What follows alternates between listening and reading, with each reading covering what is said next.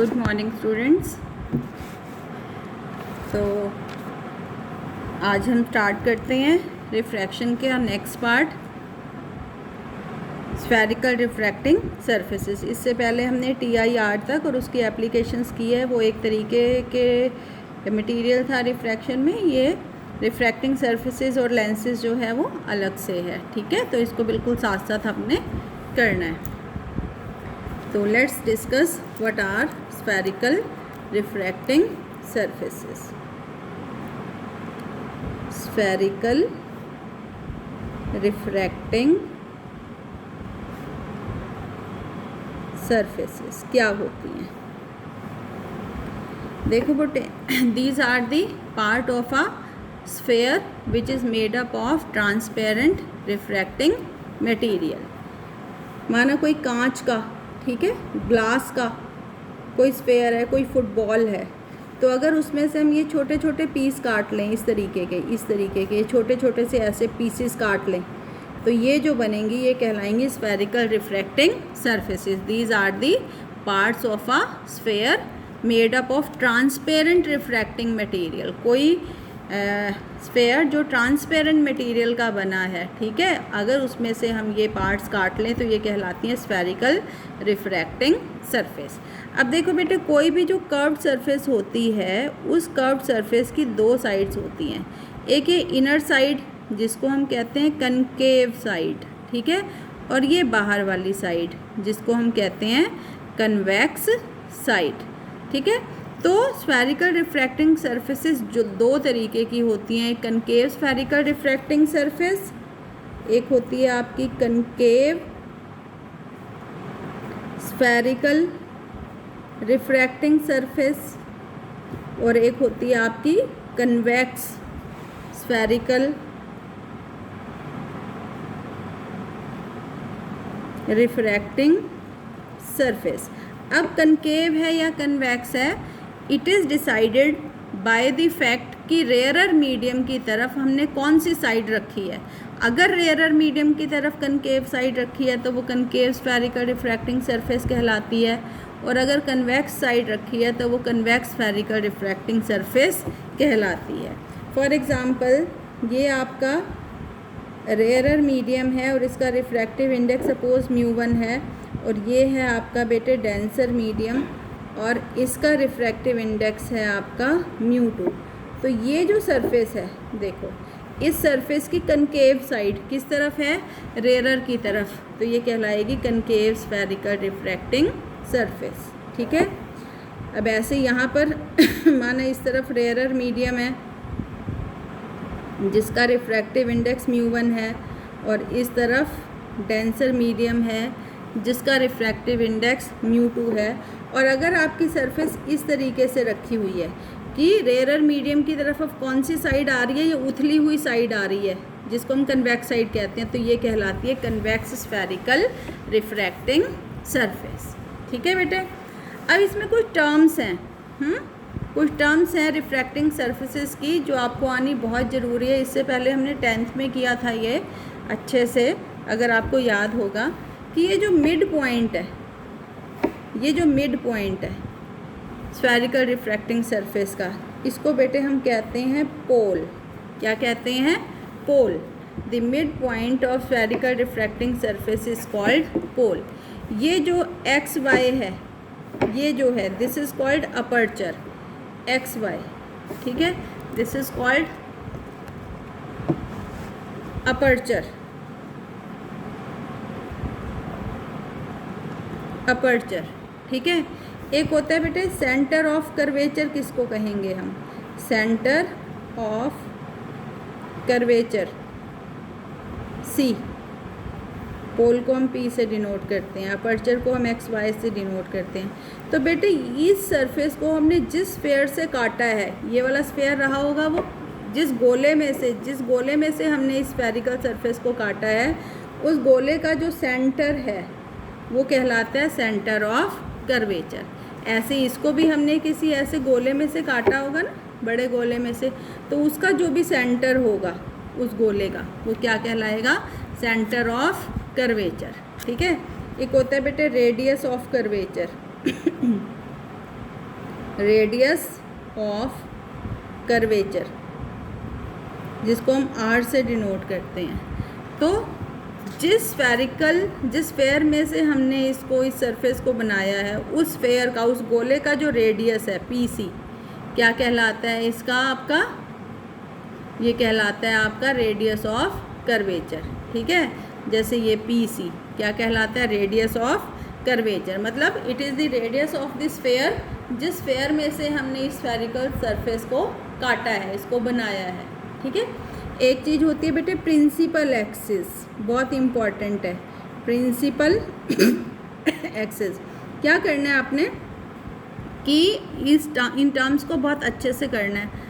अगर आपकी ये पोल क्या होता है, कर्वेचर, रेडियस ऑफ कर्वेचर क्या होता है, सेंटर ऑफ, अगर यही नहीं आएगा तो आगे दिक्कत आएगी। तो इसको आज आपने अपनी जो भी किताब है आपके पास, उससे भी ध्यान से पढ़ना है इन सब चीज़ों को।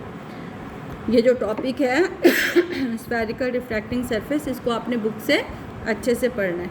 तो एक स्ट्रेट लाइन जो P को C से मिला दे और दोनों तरफ अगर हम इस लाइन को बढ़ा दें, ठीक है, दोनों तरफ अगर हम इस लाइन को बढ़ा दें तो ये कहलाती है प्रिंसिपल एक्सिस। ऐसे यहाँ पर एक स्ट्रेट लाइन जो P को C से मिला दें और दोनों तरफ जिसको हम बढ़ा दें, ये कहलाती है प्रिंसिपल एक्सिस। ठीक है, एक चीज़ होती है बेटे नॉर्मल, कि नॉर्मल ड्रॉ करना है किसी पॉइंट पे। सपोज इस पॉइंट पे नॉर्मल ड्रॉ करना है हमने, तो इस पॉइंट को अगर मैं किससे मिला दूँ? सेंटर ऑफ कर्वेचर से। तो दिस इज़ कॉल्ड, ये जो लाइन है दिस इज़ द नॉर्मल। देखो बन रहा है ना 90 डिग्री। माना इस पॉइंट को नॉर्मल, इस पॉइंट पे नॉर्मल ड्रॉ करना है, क्या करें? इस पॉइंट को किससे मिला दें? सेंटर ऑफ कर्वेचर से। तो दिस इज़ द नॉर्मल। माना इस पॉइंट पे नॉर्मल ड्रॉ करना है, क्या करें? मतलब किसी भी पॉइंट पे जब हमने नॉर्मल ड्रॉ करना है तो उस पॉइंट को हमने किससे मिला देना है? सेंटर ऑफ कर्वेचर से। तो वो जो लाइन बनेगी दैट इज़ दी नॉर्मल। ठीक है, तो ये कुछ टर्म्स हैं जो आपको बिल्कुल आनी चाहिए, पता होनी चाहिए।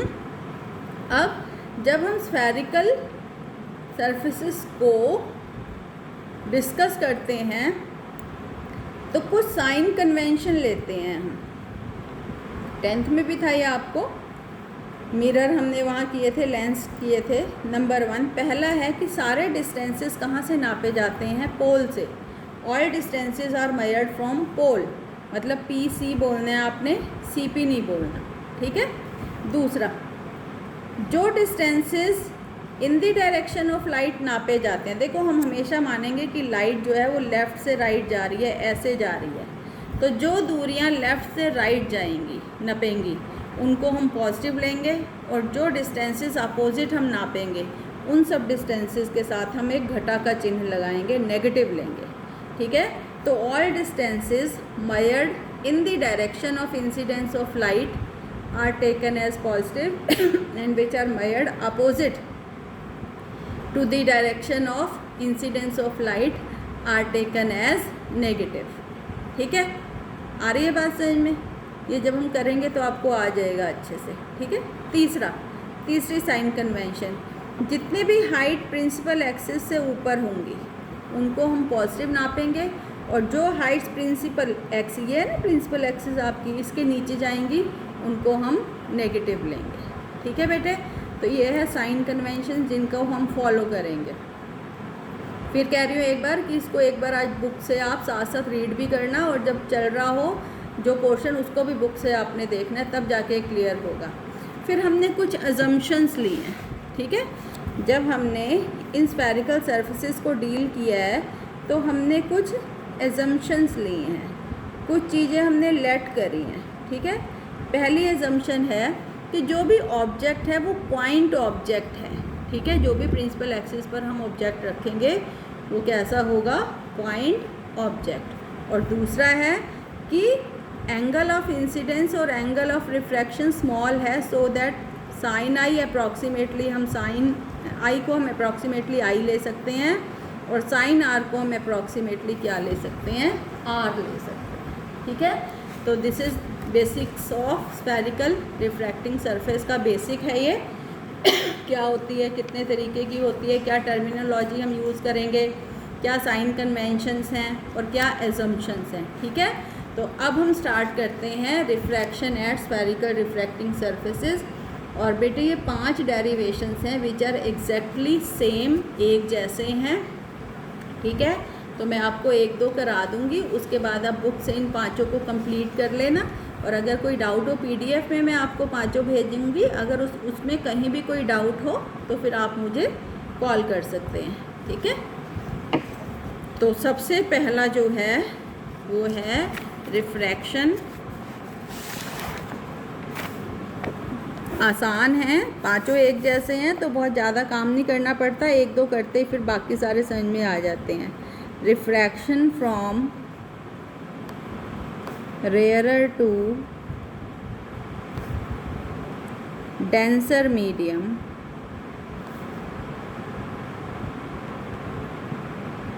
at convex spherical refracting surface, ठीक है। पहला डेरिवेशन हम ये डिस्कस करेंगे कि एक रिफ्रैक्शन हो रही है, कहाँ से कहाँ हो रही है। ये देखो रेयरर से डेंसर, मतलब यहाँ रेयरर है और यहाँ डेंसर, तभी तो लाइट जाएगी रेयरर से डेंसर। तो ये आपका रेयरर मीडियम है कोई जिसका रिफ्रैक्टिव इंडेक्स μ1 है, और ये आपका डेंसर मीडियम है जिसका रिफ्रैक्टिव इंडेक्स μ2 है, ठीक है। और सरफेस कैसी है, कन्वेक्स स्फेरिकल सरफेस है, मतलब रेयरर की तरफ कौन सी साइड रखनी पड़ेगी, कन्वेक्स, तभी तो वो कन्वेक्स कहलाएगी। रेयरर की तरफ जो साइड होती है वही होती है ना। This is the convex, why is the convex spherical refracting surface, ठीक है। ओके, ये क्या है बेटे, इसका पोल।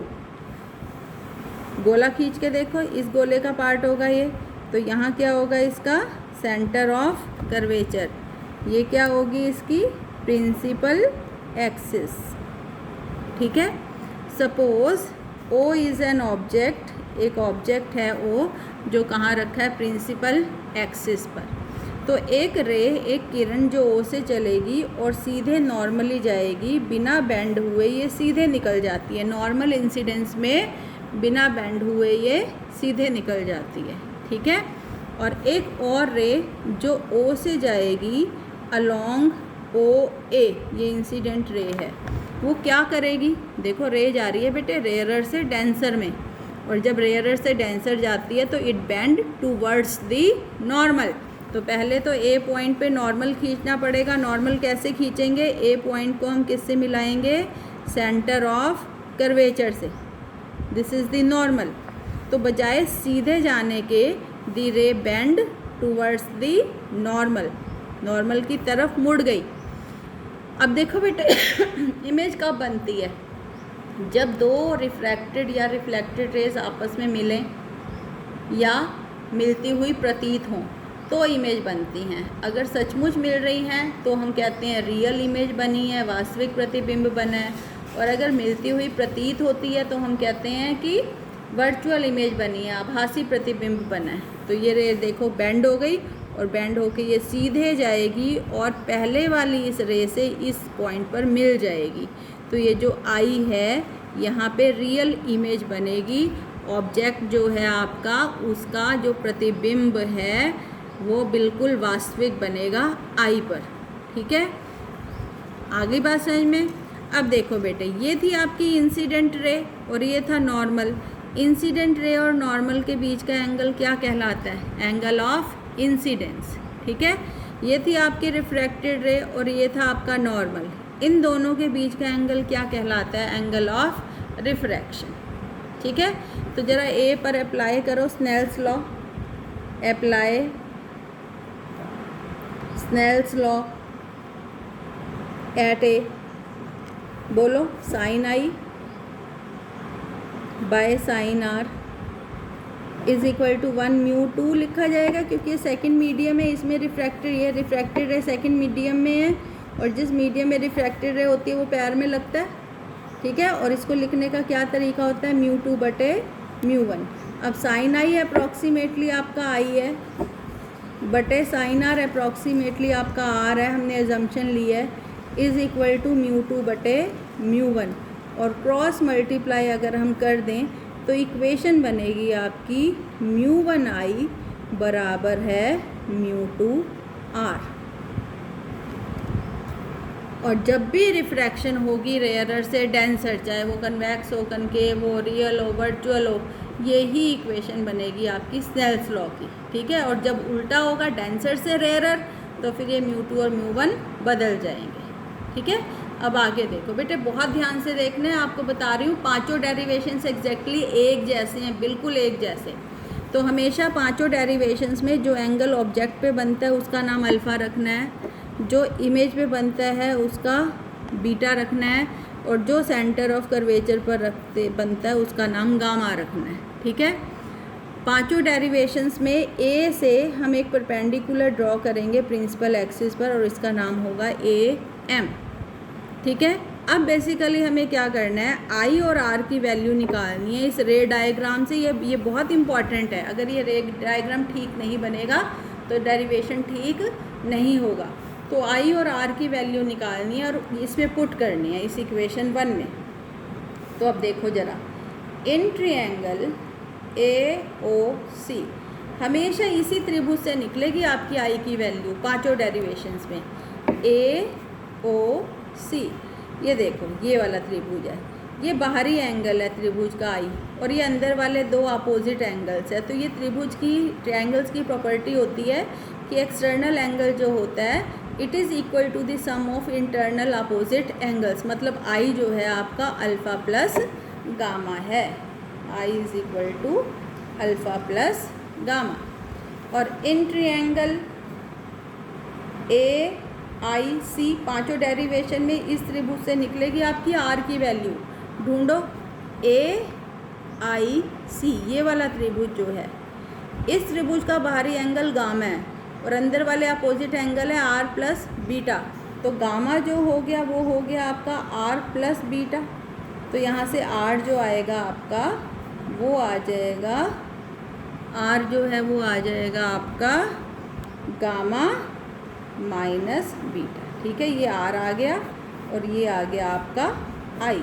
अब यहाँ इस इक्वेशन में हम पुट कर देंगे, तो इक्वेशन 1 बनेगी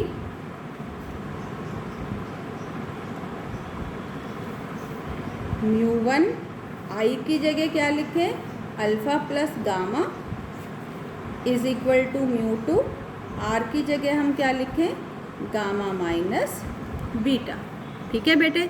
फिर पांचों डेरिवेशंस में हम एक एजम्पशन लेंगे, क्योंकि अल्फ़ा बीटा गामा स्मॉल है, हम इनकी जगह tan अल्फ़ा tan बीटा और tan गामा भी लिख सकते हैं। तो फिर ये लिखा जाएगा म्यू 1 अल्फ़ा की जगह tan अल्फ़ा, गामा की जगह tan gamma, mu 2 tan gamma minus tan beta, ठीक है।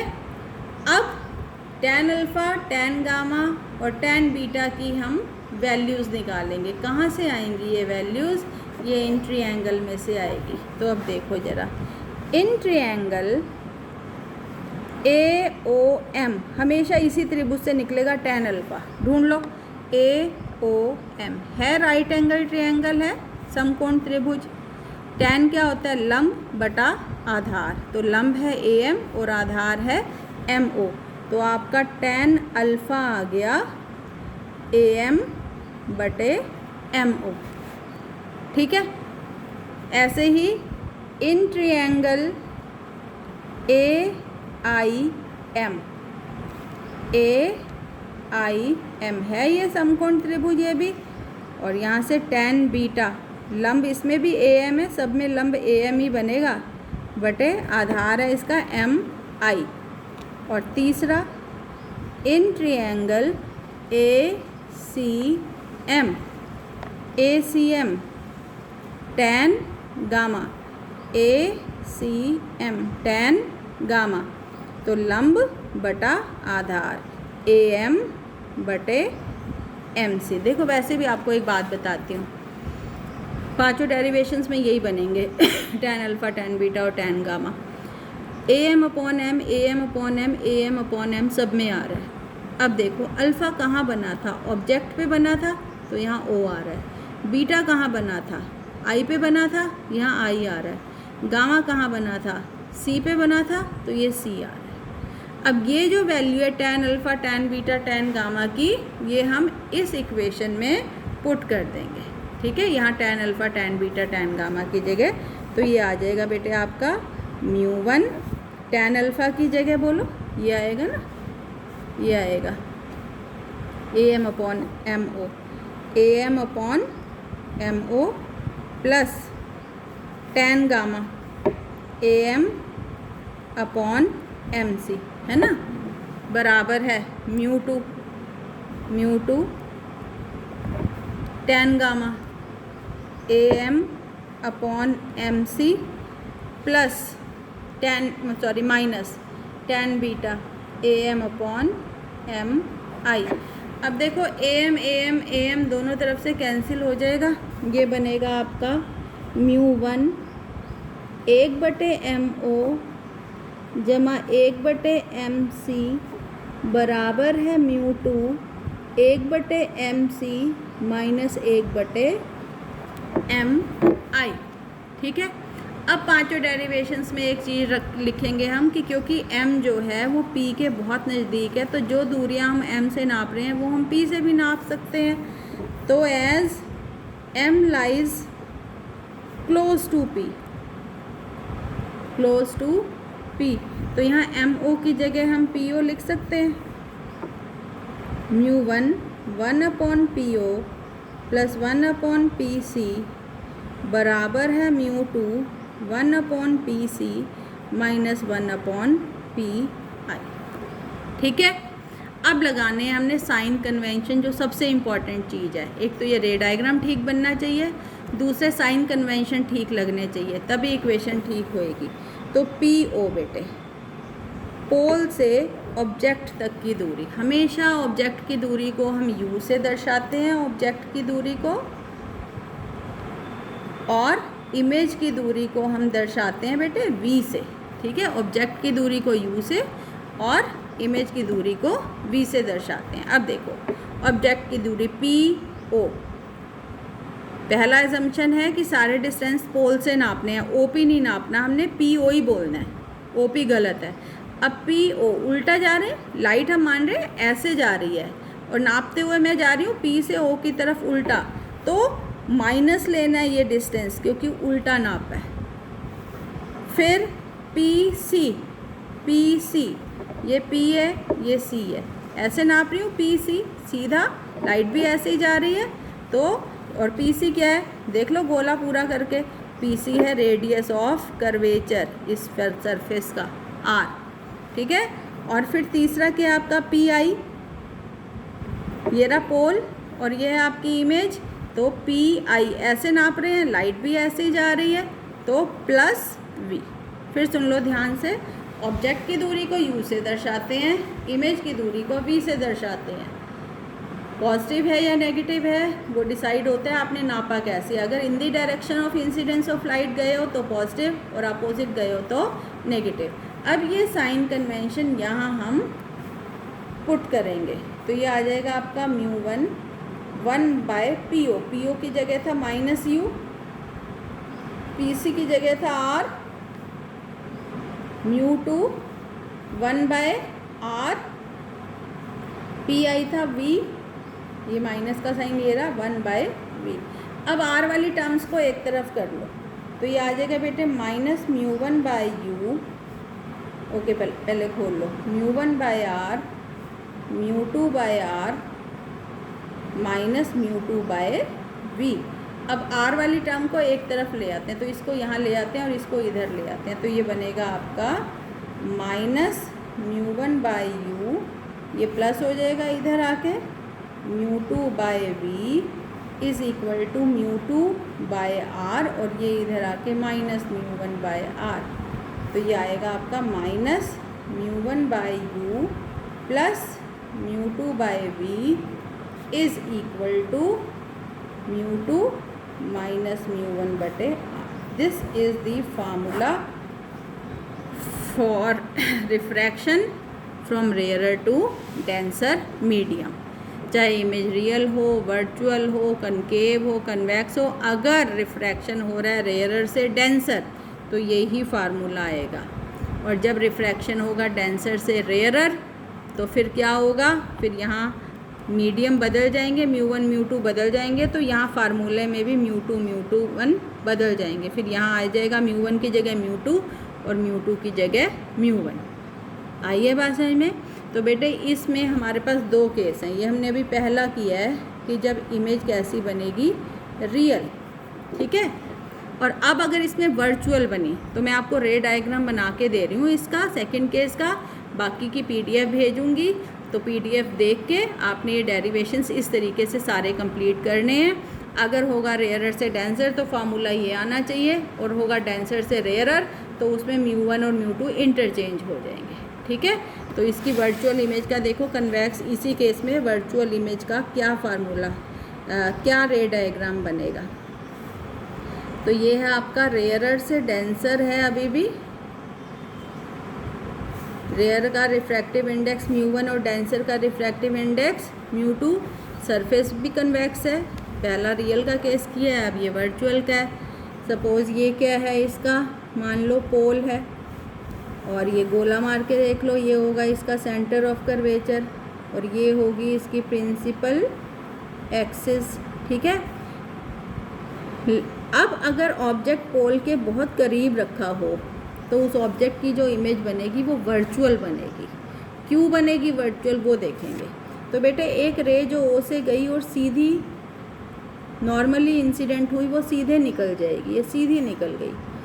एक और रे जो ओ से जाएगी एंड इंसिडेंट अलोंग OA, क्या होगी, रिफ्रैक्शन है रेयरर से डेंसर, तो it bend towards the normal, यही होता है ना रेयरर से डेंसर में। तो आप पहले इस पे नॉर्मल ड्रॉ करके देख लो, ये हो गया।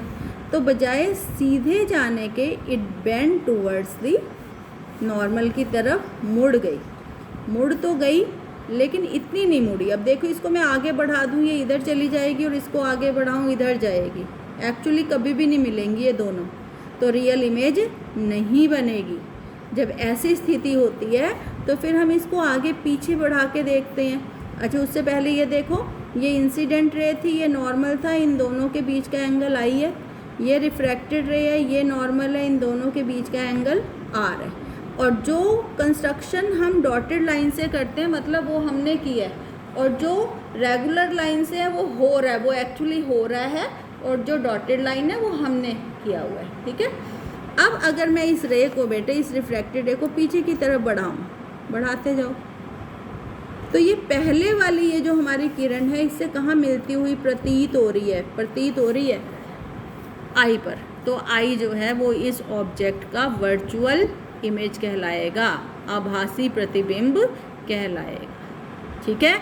तो दो ही तरीके से बनेगी इमेज, या तो रियल बन जाएगी भाई एक्चुअली मिलेंगी, और अगर नहीं मिलेंगी हम मिलाएंगे आगे पीछे बढ़ा के, तो फिर वो कहलाएगी वर्चुअल, ठीक। फिर वैसे ही करना है कि जो एंगल O पे बन रहा है हमेशा उसका नाम अल्फ़ा, जो I पर बन रहा है हमेशा उसका नाम बीटा, जो C पर बन रहा है हमेशा उसका नाम गामा। A से परपेंडिकुलर ड्रॉ करेंगे हम, और इसका नाम रखेंगे AM। स्नेल्स लॉ अप्लाई जब हम करेंगे तो इक्वेशन आ जाएगी μ1I is equal to μ2 into R, जैसे पहले आई थी उसी तरीके से। फिर हम I और R की वैल्यूज़ निकालेंगे, कहाँ से निकलेगी, इन ट्रायंगल AOC से I आएगा। चलो ये तो हम निकाल के देख लेते हैं, AOC, बाहरी एंगल क्या है इसका I, और अंदर वाले क्या है अल्फ़ा और गामा। तो I इज़ इक्वल टू क्या आ गया आपका अल्फ़ा प्लस गामा, यहाँ I की जगह हम रखेंगे अल्फ़ा प्लस गामा। और कौन से ट्रायंगल से, इन ट्रायंगल AIC से आपका R आएगा, ढूंढो AIC, ये वाला ट्रायंगल है, इसका बाहरी एंगल है R और अपोजिट एंगल है बीटा और गामा। तो ये आपका आएगा R is equal to beta plus gamma. I आ गया, R आ गया, इस इक्वेशन में हम पुट करेंगे, क्या बन जाएगी इक्वेशन, μ1 I की जगह अल्फ़ा प्लस गामा, और μ2 R की जगह बीटा प्लस गामा। फिर हम लिखेंगे, क्योंकि अल्फ़ा बीटा गामा स्मॉल है, तो अल्फ़ा की जगह tan alpha, tan gamma, tan beta, tan gamma, फिर इनकी वैल्यूज़ लगाएंगे, है ना। और फिर साइन कन्वेंशन से अप्लाई करके फाइनली फार्मूला निकालेंगे, क्योंकि अभी भी ये रेयरर से डेंसर है, तो फाइनल भी हमारे पास -μ1/u plus μ2/v is equal to μ2 minus μ1/r, ये ही फार्मूला आना चाहिए। ठीक है बेटे, और होगा जब डेंसर से रेयरर तो फिर फार्मूले में μ1 और μ2 इंटरचेंज हो जाएंगे। तो ये आपका ख़त्म होता है यहाँ पे refraction at spherical refracting surfaces. ठीक है, इसको बिल्कुल कंप्लीट करना, पांचों डेरिवेशंस को पीडीएफ से, अपने आप भी हो जाएंगे वैसे तो ट्राई करोगे तो, फिर भी अगर दिक्कत आए तो पीडीएफ से देख के करना। और हम आगे करेंगे लेंसेस। क्लियर है? Okay, thank you.